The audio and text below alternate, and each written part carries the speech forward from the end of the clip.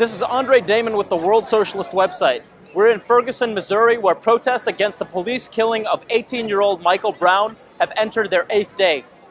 On Sunday evening, protests by hundreds of people continued near the site of Brown's killing, as you can see here.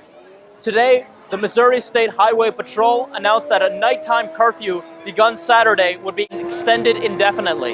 The night before, police used tear gas to disperse protesters and made 7 arrests. No justice, no peace!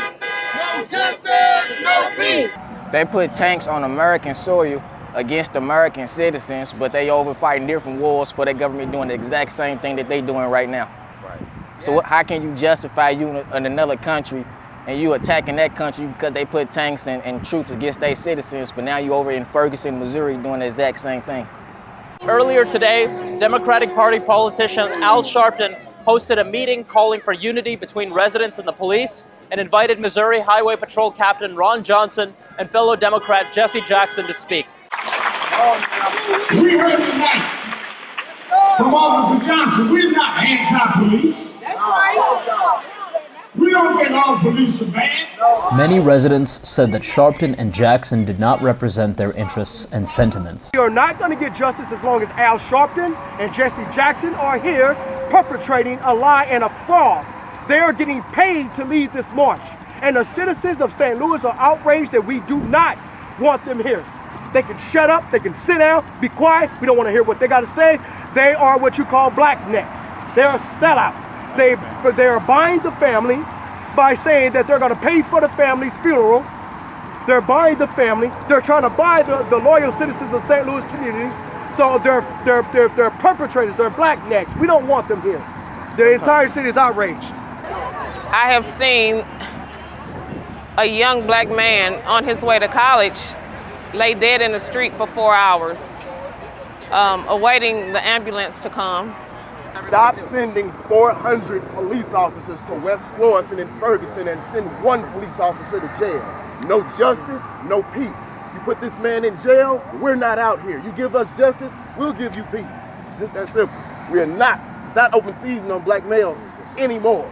Killing of Michael Brown is the latest of the series. We've been there with Trayvon Martin, we've been there with Jonathan Davis, and amongst others that have gone unnamed.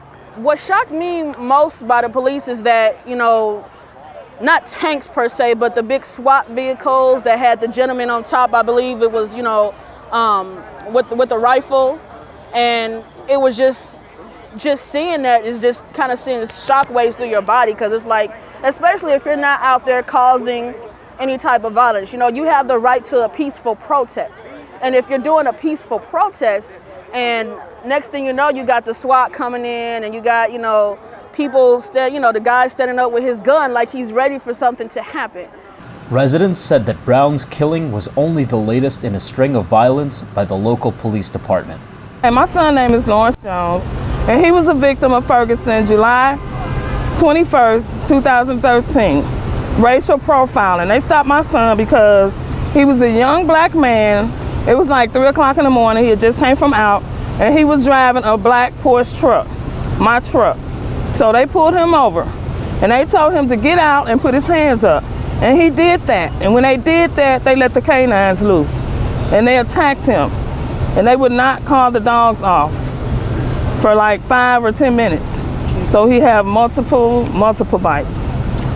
And I just want to say my prayers go out to the family, because, I can't even imagine what that mother is going through, because I still have my son here to tell the story.